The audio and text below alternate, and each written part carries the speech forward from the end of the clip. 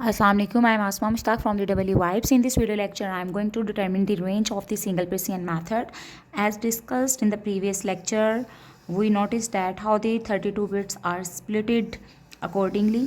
Okay, so one bit has been reserved for the sign representation. Then we have reserved 8 bits for the exponent part, while 23 bits are reserved for the representation of the mantissa or the fractional part of the real number. Alright, before discussing the range of the single Peircean, let's just discuss the special cases, which means that how to represent a zero, how to represent the plus infinity, how to represent the minus infinity, and then how to represent it's not a number in the single Peircean. Okay, so we will see how these bits will be filled for the representation of the special cases.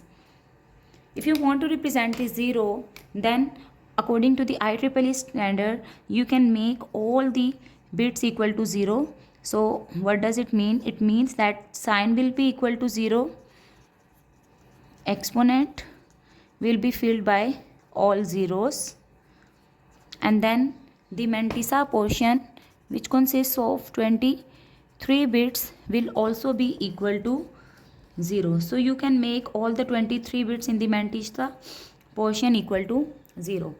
So this bit pattern has been reserved for the representation of 0 digit in the single Peircean method. Now, in order to represent the plus infinity, you will treat the sign bit equal to 0. Fine. The exponent will be all ones, which is actually the maximum possible value of the exponent, while you will make mantissa equal to 0. Fine. So in this way, positive infinity will be represented. Now in order to represent the negative infinity, what we will do, we'll make sign bit equal to 1, since 1 represents the negative number. Now exponent will have the same value just like in case of the positive infinity. So you will make exponent equal to 1 and the mantissa equal to 0 again. Fine. So you can clearly see that the only difference between the representation of the plus and the minus infinity is the switching of the sign bit. Fine. Now if you want to represent it's not a number, then in that case what you need to do, you can make the sign equal to 1 or 0, it doesn't matter. Fine. So it's preferably make equal to 0, while exponent again will have all the bits equal to 1. But now how it is differentiated from the plus infinity or minus infinity? It is differentiated from the mantissa part, where mantissa will have some random pattern of bits or some non-zero values in it. Fine. So in this way it will be represented as not a number. From here we came to know that the bit pattern of the exponent, which is equal to 0 0 0 and 1 1 1 1, means all zeros and all ones have been reserved for the representation of the special cases, which are zeros and infinity. Fine. Then the available bit pattern for the exponent is equal to when all the bits are 0 except the last one, which is the LSB. Fine. So this is the minimum value of the exponent that can be used, and similarly 1 1 1 1 1 1 1 0, this is the maximum value available for the exponent that can be used. Now let's see how to represent the smallest possible number first. For determining the smallest possible number, we will use the smallest value of the exponent, which is equal to 0 0 0 0 0 0 0 1. Fine. So assuming that I'm going to determine the positive smallest number. Fine. So for that, sign will be equal to 0, exponent will be equal to 0 0 0 0, then 0 0 0 1, while in the mantissa again I will make all the bits equal to 0. So 23 bits will be equal to 0. Fine. After filling the bit pattern with this combination, if you want to retrieve the number with what is the smallest possible number, so we will use the general formula that is used for the representation of this single Piscian method for the numbers. So here you have to write sin multiply by 2 raised to power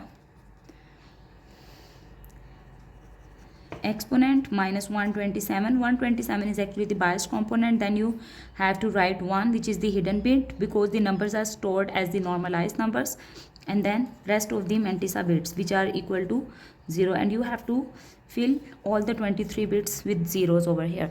Fine. So it becomes, since I'm going to represent some positive numbers, so minus 1 raised to power 0 becomes 1 into 2 raised to power, what is the value of the exponent in the decimal? It's equal to 1 in decimal. So 2 raised to power 1 minus 127. Fine. Then 1.00, which is actually equal to 1 in this case. Fine. So it becomes 1 into 2 raised to power minus 126, which is equal to 2 raised to power minus 126. So this is the smallest positive number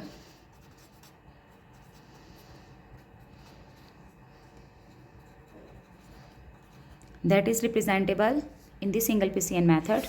Now let's determine the largest positive number that we can represent in the single Piscian method. For that, what we need to do, as mentioned earlier, assume that we are going to determine the largest positive number.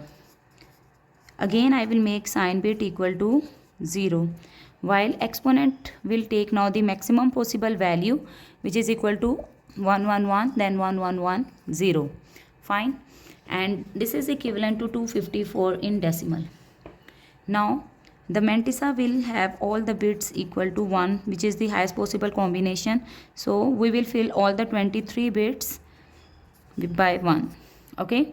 While retrieving the number, now what we will see, we will write minus 1 raised to power 0 into 2 raised to power exponent minus 127 again into 1, which is the hidden bit, and then rest of the bits of the mantissa.